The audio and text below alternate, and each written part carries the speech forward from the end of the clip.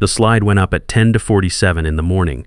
I know the exact time because I checked my watch when the projector flickered. Old habit. You spend 2 decades keeping production systems on schedule. You notice time the way other people notice weather. The slide read, Platform Architecture, Built for Scale. Underneath it, in clean bold font, Lead Architect, Brad Kelsey. I'd built that system. Every module, every integration point, every failover protocol, 3 years of my life. The quality control pipeline that caught defective parts before they reached the assembly line. The supply chain integration that kept 4 auto plants running without interruption. The anomaly detection engine I'd spent 8 months tuning until it could flag a tolerance variance at 3 a.m. without waking anybody up.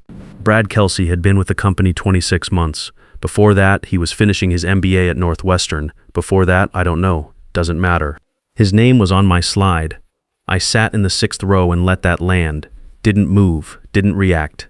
Just breathed slowly and watched him click through the presentation like a man who'd been rehearsing this moment for weeks, which he had.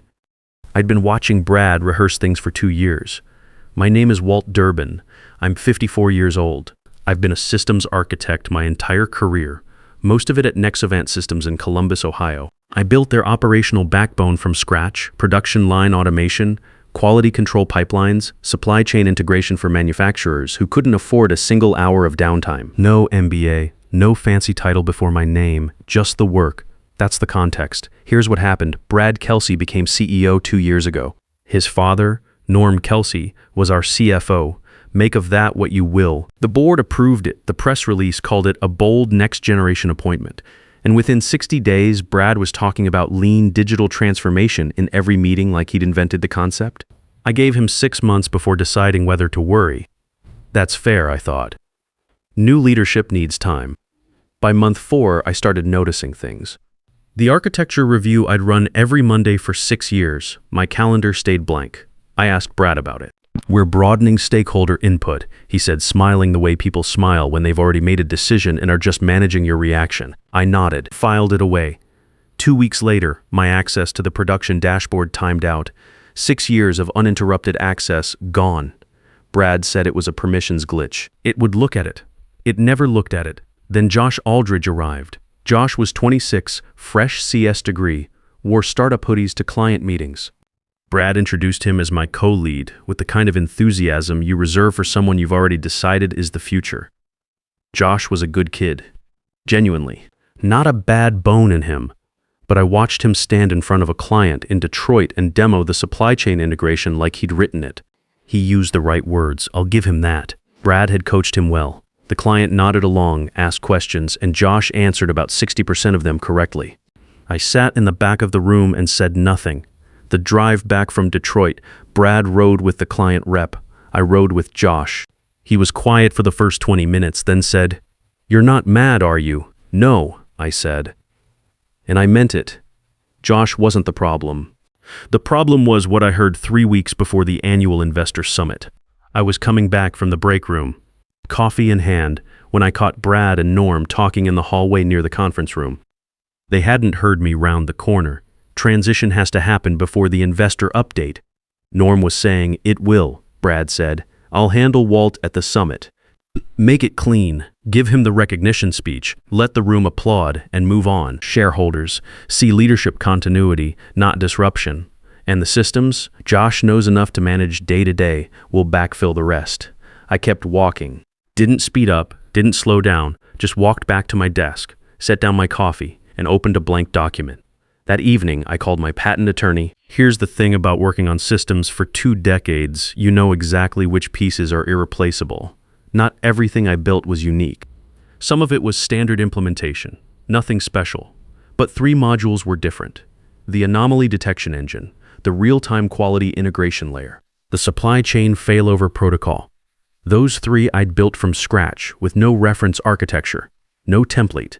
Pure original engineering. My attorney said filing would take months to process. I said that was fine. I just needed the filing date on record before the summit. I filed 2 weeks before Brad put my work on that slide with his name on it. That same week, I went home and sat down with my wife Sandra at the kitchen table after dinner.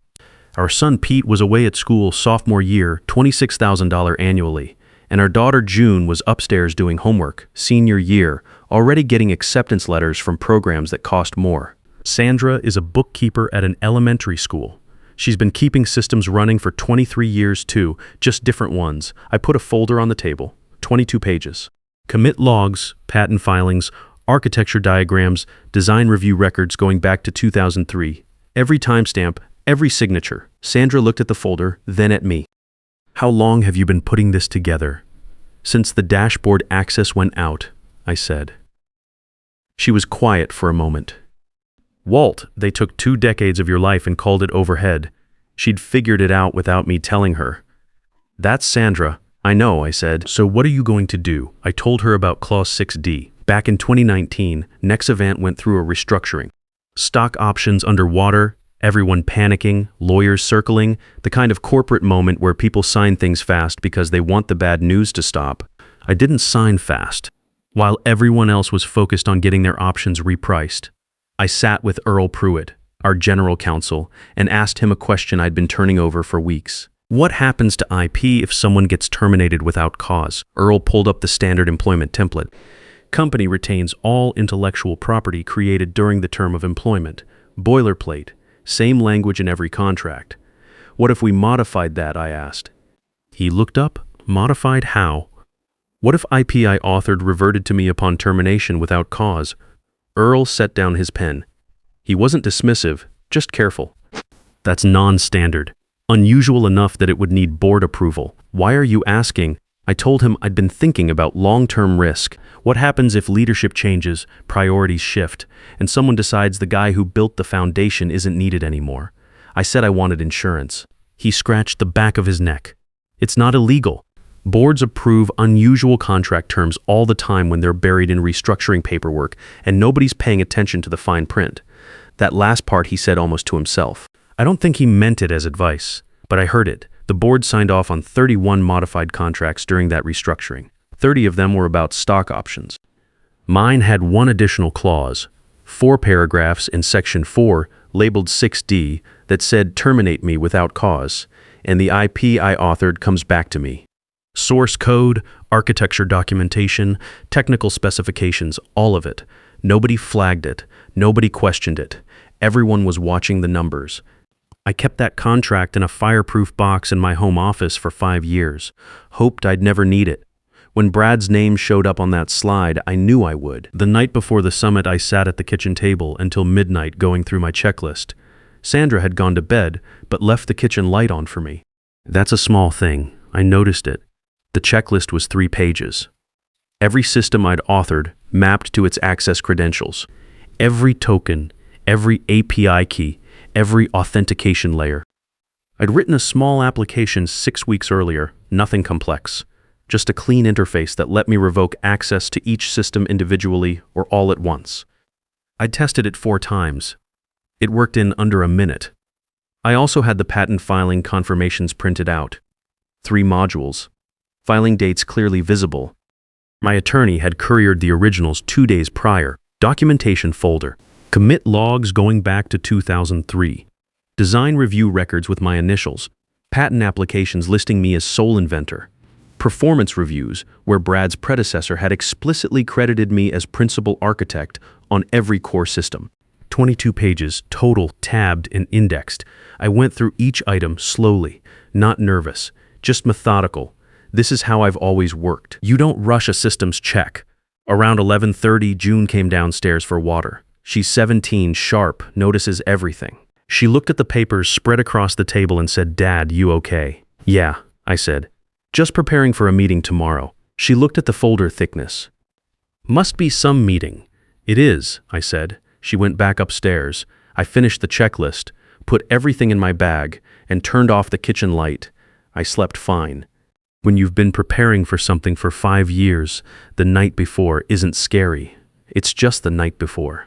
The Hilton Garden Inn ballroom held maybe 110 people at capacity. That morning it had 94 shareholders, board members, 2 journalists from trade publications, a handful of plant managers from client facilities. The room smelled like burnt coffee and the particular tension of people who've been told good news is coming and aren't sure they believe it. Brad took the stage at 9 a.m. sharp. Pressed shirt, rolled sleeves, the studied casual look. He clicked through 40 minutes of slides about lean transformation and platform scalability and building for tomorrow. He was good at this part. I'll give him that. He knew how to hold a room. I sat in the 6th row and watched, at 10 to 47, the slide went up. The one with his name on my work. I checked my watch, noted the time, kept my face neutral. Brad talked for another 8 minutes about the architecture. My architecture using language I recognized because I'd written the internal documentation he'd clearly memorized. He said our approach 4 times. He said we designed twice. He didn't say my name once. Then he shifted gears.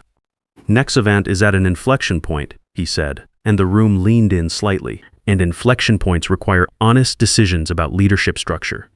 He gestured in my direction. Walt Durbin has been a foundational part of this company's history, he paused.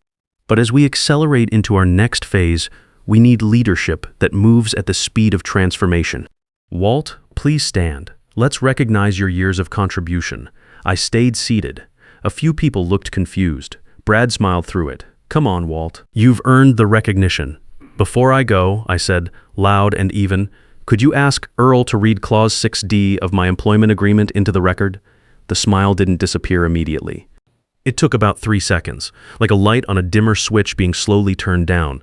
This isn't really the time for Clause 6D, Section 4. I kept my voice level. Earl has the document. Earl Pruitt was in the front row. He'd had the employment files on his laptop because Brad had asked him to have termination paperwork ready. He found the file. I watched him read it once to himself. Then he looked up at Brad, then back at the screen. Earl, I said, please read it aloud. The room was very quiet. Earl cleared his throat and read into the open air of the ballroom. Upon termination without cause, all intellectual property, authored, designed, or materially contributed to by the employee shall revert to said employee, including but not limited to source code, system architecture, technical specifications, and related documentation. The silence lasted about 4 seconds. Then the room started talking all at once, not shouting, worse than shouting. The kind of urgent, low-register noise a room makes when everyone is doing math at the same time and nobody likes the answer. Someone in the investor section said, "Is that enforceable?" Earl didn't look up from his laptop. "It's signed, countersigned, and board approved. I have the original markup with the deviation flagged. This is not boilerplate. This is a custom clause that went through proper channels in 2019. Brad stepped forward from the podium. That language was never intended to apply to core platform systems. It's a formality. It's a contract, Earl said. Quietly. Just a fact. Brad turned to the room. He was still trying to manage this, still working the room the way he'd been trained to. We can discuss the specifics in a more appropriate setting. Right now I'm revoking access now, I said. I opened the app on my phone, the one I'd built and tested 4 times. Clean interface. 1 confirm button. I pressed it. 43 seconds, the screens behind Brad flickered first. His presentation slides dropped off. Then the display panels on the side walls. Nexavant had set up live dashboard feeds to show investors the platform's real-time performance. Those switched over one by one. Green indicators going red, status messages replacing the graphs, production line integration, authentication required, quality control pipeline, access denied, supply chain module, connection terminated, anomaly detection engine, credentials invalid, all 4 plant locations, simultaneously. Gil Hartman was in the 3rd row with his laptop open. He was typing before the 4th screen flipped. He typed for about 90 seconds, then stopped. He looked up with the expression of a man who has just run every option and found that none of them work. "We're locked out," he said. Not to the room. Just to himself, mostly. But the mic on the table in front of him picked it up. Everything. Every integration point. Someone in the back said, "He actually did it." Brad grabbed the podium with both hands. "This is sabotage. This is deliberate destruction of company assets." "No." Earl's voice was steady. "This is intellectual property protection. Under the terms of his employment agreement, Walt has legal standing to control access to systems he authored. I'd advise against characterizing it as sabotage in a room with 2 journalists present. That last part landed. One of the trade publication reporters had already stopped writing in his notebook and started recording on his phone. Brad came down off the stage. He walked directly to me, stopped close enough that I could see the tension in his jaw. He kept his voice low. You're going to destroy everything we built. I looked at him. I built it. You put your name on the slide. He didn't have a response for that. I watched him search for one and come up empty. I turned to the room. 94 people looking at me. In 2 decades of working at Nexavant, I could count on one hand the number of times that many people had paid attention to what I was saying. Usually I was in the back. Usually someone else was presenting my work. Emergency licensing for immediate restoration, I said. $85,000 per month, 6-month minimum payable in advance, or you rebuild from scratch. Figure 18 to 24 months if you find someone who understands IATF 16949 compliance and real-time production integration at this scale. That's extortion. Someone called from the investor section. That's market rate, I said. You're welcome to get competing quotes. I picked up my bag and walked out, not fast, not slow, through the ballroom, past the networking tables that nobody was using, through the lobby, and out into a Tuesday morning that felt completely normal.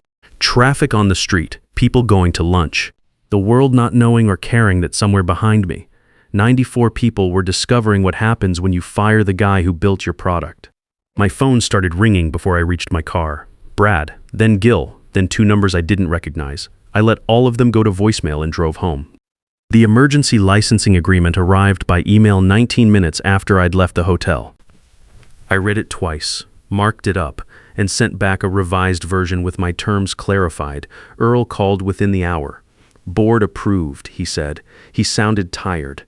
Not angry at me, just tired the way people sound when they've spent a morning explaining to a room full of investors why their platform is currently displaying authentication errors. $85,000 per month, 6-month minimum. Your terms, I'll restore critical functions this afternoon, I said. Full restoration when the first payment clears. Understood. A pause. Walt, can I ask you something? Sure. The patent filings. When did you do that? 2 weeks before the summit. Another pause. The offshore rebuild they're going to attempt. You already knew they'd try it. I figured they would, I said. People like Brad don't accept the first answer. They go around it.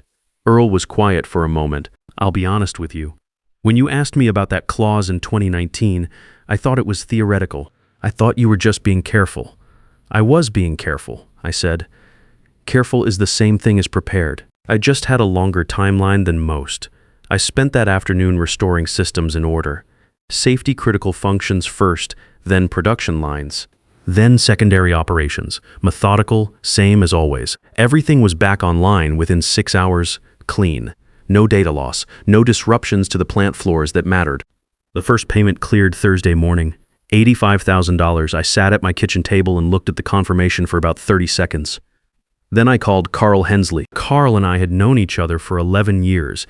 He'd been through his own version of this, different company, different industry, same basic story. Smart guy, built something real, watched younger management take credit until the day they didn't need him anymore. He'd landed okay, but hadn't forgotten it. You actually did it, he said when I told him. It's done, I said. Now I need to talk to you about what comes next. We met for coffee the following Monday. Lou Dalton joined us, compliance engineer, 49 years old, had spent a decade building regulatory frameworks for manufacturers who couldn't afford to get it wrong. Lou was the kind of guy who read ISO standards for fun and actually understood why they were written the way they were. The 3 of us sat in a diner off Route 40 for 2 hours. Here's the problem with what Brad's going to do next, I told them. He's going to hire an offshore team to rebuild the platform. Cut the licensing dependency, move fast and cheap. Can they do it? Carl asked. They can build something, I said. Whether it passes IATF audit is a different question. Whether it handles real-time variance detection at production speed is a different question. Whether it survives a supply chain disruption at 3 a.m. without someone on call who understands the failure modes, that's a different question entirely. Lou nodded slowly. So there's a market. There's a market, I said. Mid-size manufacturers who need this done right and can't afford to find out the hard way that it wasn't. We incorporated VantCore solutions 6 weeks later. The founding documents for VantCore had one clause written in before anything else. Every engineer who works here owns their code. Same language I'd negotiated in 2019. Not a policy, not a handbook entry, a contractual right, signed and countersigned on day one. Carl handles business development. Lou leads compliance. I focus on architecture and engineering culture. 3 guys in their late 40s and 50s who'd each learned the hard way that experience doesn't protect itself. You have to build the protection in deliberately, the same way you build redundancy into a system that can't afford to fail. Our first client was a machine parts plant in Indiana. They'd been overpaying for a platform they didn't trust, maintained by a vendor who'd stopped returning calls promptly. We came in, did a full audit, and built them something clean. On time. Under budget. When the plant manager called me 3 weeks after go-live to say the overnight shift had flagged a tolerance issue at 2 a.m. and the system had caught it automatically, I felt something I hadn't felt in a long time at work. Like the job meant something again. 6 months in, I got a call from Nexavant's new outside counsel. The offshore team they'd hired had built a replacement platform. Fast work, Brad had apparently told investors, cost-effective rebuild, modern architecture. It was also lifting core logic directly from my anomaly detection engine. My attorney had fagged it within 2 weeks of their soft launch. The patent filing dates were clear. The infringement was not subtle. We filed the notice on a Wednesday. Their legal team called Friday morning. They settled for $140,000 within 3 weeks. Didn't want discovery, didn't want the filing dates entered into any public record during what was left of their investor relations efforts. I don't think Brad understood what had happened until he saw the wire transfer go out. By then he had other problems. The trade publication story ran 6 weeks after the summit. One of the journalists in that ballroom had done his homework. The nepotism angle, Norm Kelsey hiring his own son as CEO over 2 internal candidates with longer tenure, was the lead. The IP clause was the second act. By the time the piece ran, 3 clients had already started asking uncomfortable questions about platform stability and ownership structure. Norm Kelsey was asked to resign by the board 44 days after the summit. The press release said he was transitioning to an advisory capacity to support continuity. Nobody in the industry believed that language, but nobody needed to. The story had already told itself. Brad lasted about the same amount of time in an official role before quietly stepping aside. He announced a consulting practice 4 months later. Digital transformation strategy. It closed after 8 months. Turns out the market for advice from someone whose main credential is having fired the architect of his own platform is smaller than the business plan assumed. Nexavant filed for dissolution 3 years after the summit. The offshore platform never worked properly. Too many shortcuts in the compliance layers. Too little understanding of how IATF requirements interact with real-time production data. Their remaining clients migrated to competitors who knew what they were doing. A few of those clients eventually found their way to us. Josh Aldridge called me in month 9. He'd stayed at Nexavant through the transition, trying to keep things running, doing his best with systems he'd never fully understood. When it became clear the ship wasn't going to right itself, he reached out. "I should have listened to you," he said, "about reading contracts, about documentation." "You were 26, I said. "You were put in an impossible position by people who should have known better. That's not on you. I want to do this right," he said. "If there's room, there was room." Josh has been with VantCore for 2 years now. He leads our integration team. The kid who once struggled to explain supply chain failover logic to a client in a conference room now writes documentation that our junior engineers use as the reference standard. Good mentorship and honest feedback do more than most people think. He just needed an environment where the goal was actually to get better, not to look useful to the right people. VantCore has 17 engineers today. We operate across 9 states. We're profitable. Not a unicorn, not a platform play. Just a company that does precise work for manufacturers who need it done right, where every person who builds something gets their name on it. Sandra still works at the elementary school. Pete finished his sophomore year with solid grades, tuition covered.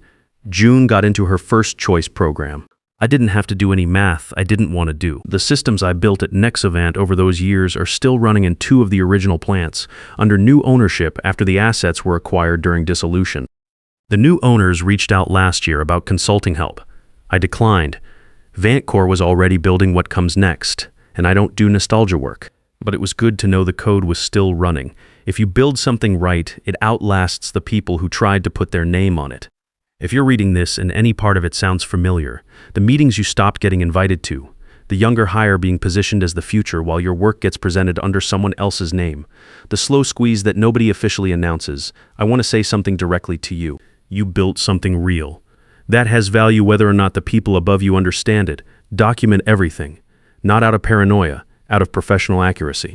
Read what you signed. All of it. If you don't like what it says, you still have leverage right now. Use it. Experience doesn't protect itself. You have to build the protection in. The best move I ever made wasn't revoking those access tokens in a hotel ballroom. It was asking a quiet question to a lawyer in 2019 and making sure the answer was in writing. Brad thought he was firing a guy who hadn't read his contract. He was wrong about that.